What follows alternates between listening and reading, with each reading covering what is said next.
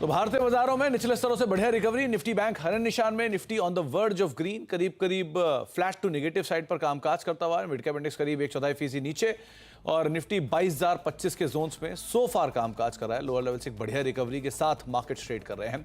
पूरा का पूरा दारोमदार आज निफ्टी बैंक को आता है। अगर कंट्रीब्यूटर वाइज देखेंगे तो सिचुएशन वहीं पे बदली है सबसे ज़्यादा, जिसके दम पर निफ्टी वापस बढ़िया रिकवरी दिखाता हुआ दिखाई पड़ रहा है। लोअर लेवल से निफ्टी बैंक ने सपोर्ट किया, उसका एक इम्पैक्ट, और बाकी ब्रॉडर मार्केट्स में खरीदारी आप देख ही रहे हैं।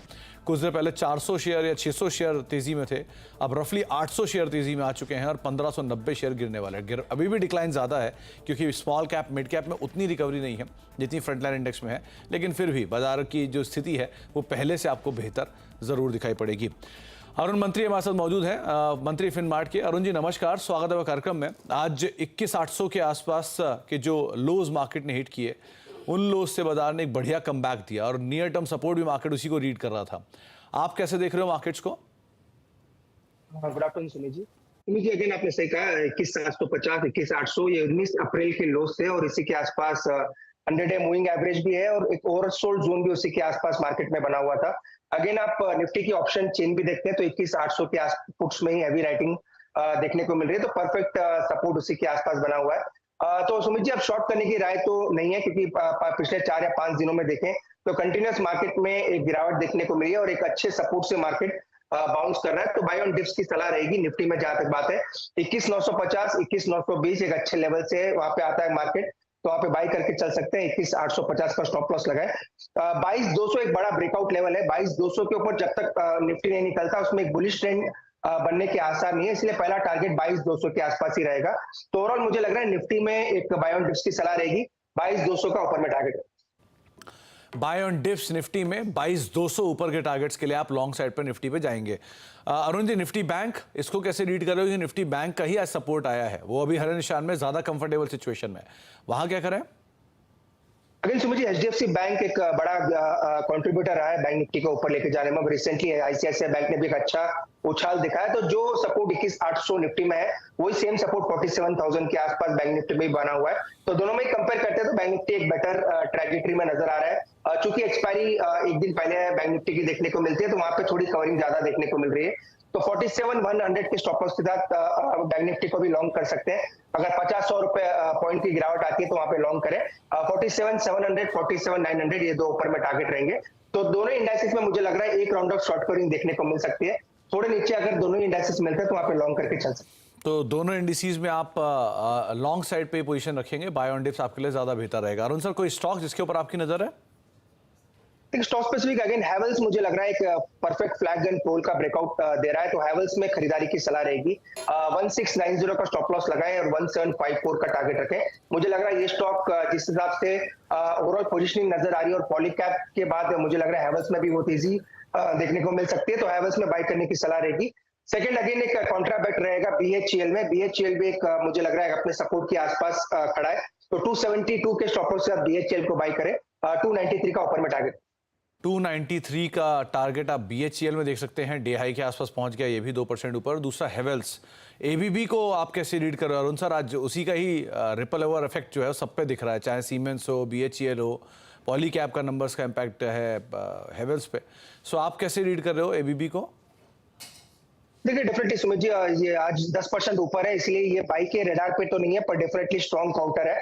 ओवरऑल पिछले अगर 6 या 7 दिन की भी ट्रेडिंग सेशन देखें तो 6500 से कंटिन्यूस स्टॉक आज 7400 के आसपास आ चुका है, तो डेफिनेटली बाइंग रेडार पर रहेगा। पर थोड़ा डिप आना चाहिए, 3 से 4% का डिप मिलता है तो वहां पे लॉन्ग कर सकते हैं। इसे नई खरीदारी की राय नहीं है, पर जिनके पास है उनको डेफिनेटली पोर्टफोलियो में रखना चाहिए।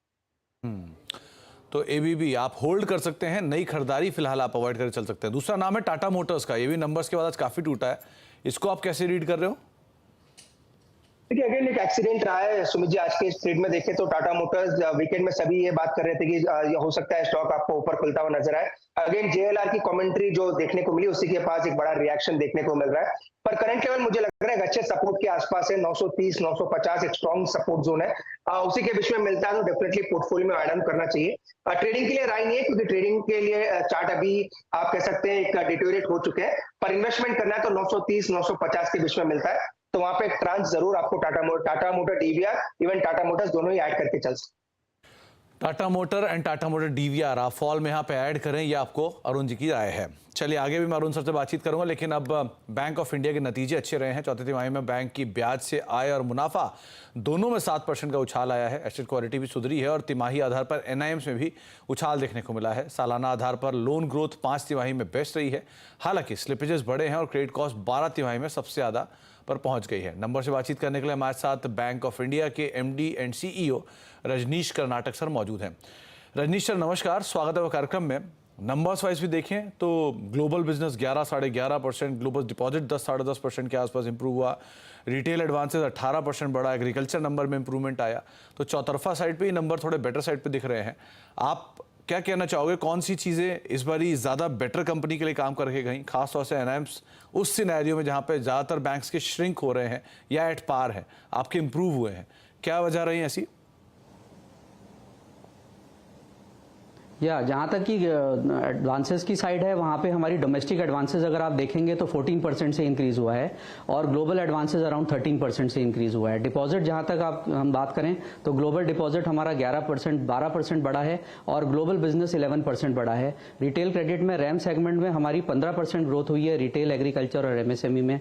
रिटेल की अगर बात करें तो 18% की इंक्रीज है, एग्रीकल्चर में हमारी 16% की इंक्रीज है और एमएसएमई में 10% की इंक्रीज है। तो ये सारे नंबर्स हमारे अच्छे गए हैं। ऑपरेटिंग प्रॉफिट हमारा 5% बढ़ा है और नेट प्रॉफिट हमारा 57% बढ़ा है। नेट प्रॉफिट की जहां तक मैं फर्दर बात करूं कि 4000 करोड़ का जो हमारा नेट प्रॉफिट था मार्च 23 में, वो बढ़ के 6000 करोड़ हो गया है मार्च 24 में। वहां पे हमारे अच्छे नंबर्स रहे हैं। निम्स को भी हमने प्रोटेक्ट करा है, हालांकि थोड़ा सा शेडली थोड़ा सा डाउन है। निम जो 3.01% था ग्लोबल निम हमारा मार्च 23 में, वो कम होकर 2.97% हुआ है। हालांकि अगर हम बात करें टाइट लिक्विडिटी की, अगर आप देखें फ्राइडे की लिक्विडिटी भी तो 1.77 ट्रिलियन से नेगेटिव है मार्केट की। तो टाइटनेस है लिक्विडिटी में। इन spite of the tightness in liquidity और रिसोर्सेज का थोड़ा सा चैलेंज था Q4 में और Q3 में, इन स्पाइट ऑफ दैट हमने अपने नंबर्स को प्रोटेक्ट करा है। ओवरऑल बिजनेस अच्छा बढ़ रहा है and growth momentum is there. Rajneesh sir, auto side पर मैं देख रहा था कि ट्रैक्टर जो लोन्स हैं या फिर जो व्हीकल लोन्स हैं उसमें एक बहुत बढ़िया जंप आता हुआ दिखाई पड़ा और आपने कहा कि ट्रैक्टर में अच्छी ग्रोथ भी आ रही है। सो क्या ये व्हीकल लोन इसी का ही हिस्सा है? दूसरा एक बहुत स्ट्रॉन्ग जंप हमने पर्सनल लोन स्पेस के अंदर भी देखा है, तो ये लो बेस का इफेक्ट कह लूँ या अदरवाइज एक अच्छी ग्रोथ आई है? व्हीकल लोन में हमारी जो ग्रोथ है आपने देखा कि 22% है हमारी बैलेंस शीट में YOY बेसिस पे। और ये ग्रोथ इसलिए है कि हमने बहुत सारे अच्छे टाई-अप्स करे हैं इंडस्ट्री में। मारुति से टाई-अप है, टाटा से टाई-अप है, बड़ी बड़ी जो कंपनीज हैं which are into manufacturing of retail vehicles, commercial vehicles and personal vehicle, दोनों से टाई-अप हुआ है, जहाँ जिसकी वजह से हमें अच्छी व्हीकल लोन में ग्रोथ मिल रही है, एक पार्ट। दूसरा पार्ट जहाँ तक पर्सनल लोन की बात है, वहाँ पे जो ग्रोथ दिखी है वो 40% है, वो लो बेस की वजह से है। लेकिन मैं यहाँ पे क्लैरिफाई कर दूं कि हमने 0.5% से इंटरेस्ट रेट भी बढ़ाया है अप्रैल में पर्सनल लोन पे because of the RBI circular of November 23। इसके अलावा जो हमारी पर्सनल बुक है वो मोस्टली सैलरीड क्लास के लिए है, जहाँ पे जो CIC स्कोर है जहाँ पे 700 से अबव है और ई-नच मैंडेट है। तो basically better credit under writing है और साथ में कैश फ्लोज उसके साथ जुड़े हुए हैं। तो वी आर वेरी कॉन्फिडेंट कि जो भी ग्रोथ पर्सनल लोन सेगमेंट में आ रही है वो ऐसी ग्रोथ है जो सस्टेनेबल ग्रोथ है। एक और चीज़ सर, एनआईएम्स की सिचुएशन गोइंग फॉरवर्ड आप कैसी देख रहे हो कि अभी जैसे जैसे कंपटीशन इंटेंस हो रहा है यहाँ पर एनआईएम्स को प्रोटेक्ट करना काफ़ी मुश्किल होता है, तो एनआईएम्स का सिचुएशन कैसा देख रहे हो? एंड गोइंग फॉरवर्ड प्रोविजनिंग का नंबर यहाँ पर आप क्या स्टेबलाइज मान रहे हो उसको जो लेवल पर अभी है ये? जी, जहाँ तक एनआईएम की बात है, I will just take you to the net interest income. अगर आप हमारी नेट इंटरेस्ट इनकम देखेंगे बैंक ऑफ इंडिया की YOY बेसिस पे, जो 20,000 करोड़ थी मार्च 23 में, वो इंप्रूव होकर 28,000 करोड़ हो गई है मार्च 24 में। तो इसमें जो इंक्रीज हुआ है वो 14% का हुआ है इन spite of the pressure on the increasing cost of deposit. और हमने हमारी जो कॉस्ट ऑफ डिपॉजिट है 4.51 पे रखी है एंड यील्ड ऑन एडवांसेज जो है बढ़ के 8.40% हुए हैं। तो that is another thing which is important for bank of India. इसके अलावा जहां तक निम की बात है तो हमारी जो गाइडेंस है निम की वो 2.95 से 2.97 पे रखने की है। We will try to protect the NIMs. जो ग्लोबल निम है, जहां तक डोमेस्टिक निम की बात है जो 3.40 पे चल रही है, उसको भी हम प्रोटेक्ट करके 3.35 और 3.40 पे रखेंगे, क्योंकि हमारा जो फ्रेंचाइज है बैंक ऑफ इंडिया का 30,000 हमारे टच पॉइंट्स हैं, 5,000 ब्रांचें हैं, 8,000 ATMs हैं, 20,000 हमारे BCs हैं। इसके अलावा 43% हमारा कासा परसेंटेज है एंड बल्क डिपॉजिट डोमेस्टिक में सिर्फ 13% 15% है और 87% हमारा जो डिपॉजिट है वो कासा और रिटेल टर्म डिपॉजिट से है। तो we are very confident that जो निम्स हैं वो हम in spite of the challenges in the market and tight liquidity situation हम प्रोटेक्ट कर पाएंगे। चलिए, बहुत बहुत शुक्रिया रजनीश सर हमारे साथ मौजूद रहने के लिए, और एक बार फिर से बहुत बहुत शुभकामनाएं बढ़िया नंबर्स पोस्ट करने के लिए। समय का अभाव था वरना आपसे हम और बात करते, लेकिन बहुत बहुत शुक्रिया हमारे साथ बातचीत करने के लिए और नंबर्स पे डिटेल में चर्चा करने के लिए। ब्रेक का वक्त है, ब्रेक के बाद लौटेंगे और कुछ और अहम खबरें, कुछ और अहम ट्रिगर्स मार्केट के लिए, उस पर बातचीत करेंगे छोटे ब्रेक के उस तरफ।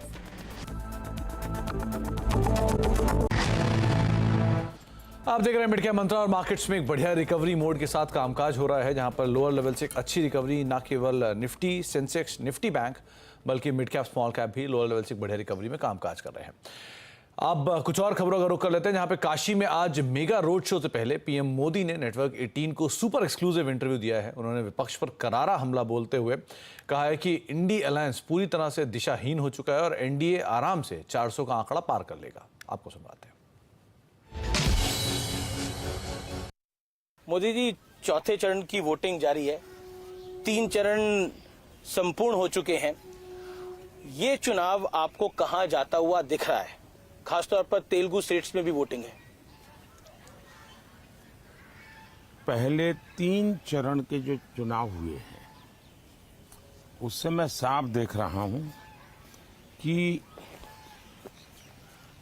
कांग्रेस पार्टी कहो या उसके साथी कहो, जी, सबके सब एक प्रकार से दिशाहीन नजर आते हैं। अब देखिए, आपको कहीं पर भी इंडी अलायंस नजर नहीं आएगा। वो नेता नहीं तय कर पा रहे हैं, वो एजेंडा तय नहीं कर पा रहे हैं। उनको लगता है कि मोदी का घोर विरोध, मोदी को गाली गलौज, जी, उसी से उनका काम चल जाएगा और वो उसी के आधार पर जी, चुनाव जीतना चाहते हैं। देश, इतना बड़ा देश, जी, आज खास करके जो नौजवान मतदाता है, जी, वो ये हमेशा सोचता है कि भाई आखिरकार इतने बड़ा देश, इतनी विविधताएं, ऐसा कौन नेता है जी, जो इसको संभाल पाएगा? नाम बताओ। इंडी अलायंस के लोग नाम नहीं बता पा रहे हैं और वो कहते हैं बाद में, फिर इतना भी कहते हैं कि भाई, अभी एक मैंने कहीं अखबार में पढ़ा, वो एक ऐसी फॉर्मूला ला रहे हैं जी, जिस फॉर्मूला में 5 साल में 5 प्रधानमंत्री, हर वर्ष एक प्रधानमंत्री। अगर हर वर्ष एक प्रधानमंत्री वो लाएंगे जी, तो आप मुझे बताइए कि देश का क्या होगा। आपको गांव के लोग बड़ी मजेदार कथा सुनाते हैं जी, कि एक बार 10 किसान इकट्ठे हुए जी, और उन्होंने सोचा कि भाई कुछ पानी के बिना क्या होगा, तो मिलकर के उन्होंने जो पानी की जांच करने वाले लोग हैं तो उनको बुलाया। तो कहा भाई पानी तो निकल सकता है, अगर 100 मीटर ट्यूबवेल कर देंगे तो पानी आपको निकलेगा और पानी मिलेगा। तो फिर 10 किसानों ने कहा ऐसा करो भाई 10 मीटर मेरे यहाँ गड्ढा करो, जी, दूसरे ने कहा 10 मीटर मेरे यहाँ करो, तीसरे जी, 10 ने कहा 10-10 मीटर कर लो, 100 मीटर हो जाएगा, क्या पानी निकलेगा क्या? तो 5 साल में 5 प्रधानमंत्री इतने बड़े देश को वो समझ भी नहीं पाएंगे। लेकिन विपक्ष कह रहा है कि 400 पार की पहले मोदी जी बात कर रहे थे, अब नहीं कर रहे हैं। मैं कल भी बोला हूं जी। अब वो ठीक है कि उनकी चिंता ये है, आगे कांग्रेस का एजेंडा क्या है, 400 पार कर पाएंगे कि नहीं कर पाएंगे। उनका एजेंडा नहीं है कि वो कितनी सीटें जीतेंगे और कैसे जीतेंगे। दूसरा, मैंने करीब करीब हिंदुस्तान के एक 3-4 राज्य बाकी है, सभी राज्यों का भ्रमण किया है और सभी राज्यों के भ्रमण से मैं देख रहा हूं कि आंधी है, आंधी, बड़ी आंधी, और 2019 से बड़ी वाली आंधी। 400 पार बहुत आराम से देश की जनता करने वाली है। तो इस इंटरव्यू के बाद अब बात कर लेते हैं खिलाड़ी अपडेट की, जहां पर खिलाड़ी नंबर 1 के अपडेट में ये हफ्ते का पहला कारोबारी सत्र है तो आईडीबीआई कैपिटल के ब्रिजेश हैल, सैमको सिक्योरिटीज के ओम मेहरा और कैटलिस्ट वेल्थ के प्रशांत सावंत, ये तीनों इस हफ्ते खेल रहे हैं और प्रशांत का रिटर्न करीब 2.25% के आसपास है। ब्रिजेश लीड कर रहे हैं 2.5% के रिटर्न के साथ और Om Mehra flat to positive side पर सोफा रिटर्न का देखने को मिल रहा है। एक ब्रेक का वक्त है और ब्रेक के बाद आज नो योर कंपनी में बातचीत करेंगे 2 कंपनियों से। आज पिरामल फार्मा, एक शानदार नंबर्स कंपनी की तरफ से आए हैं, तो नंबर्स पे नंदिनी पिरामल हमारे साथ मौजूद रहेंगे और साथ ही साथ अजीत वेंकटरमण भी आज हमारे साथ मौजूद रहेंगे फिनोलेक्स इंडस्ट्रीज के नंबर्स के डिटेल्स पर बातचीत करने के लिए। ब्रेक और ब्रेक के उस पार नो योर कंपनी में दोनों कंपनी की बातचीत सुनिएगा। नमस्कार।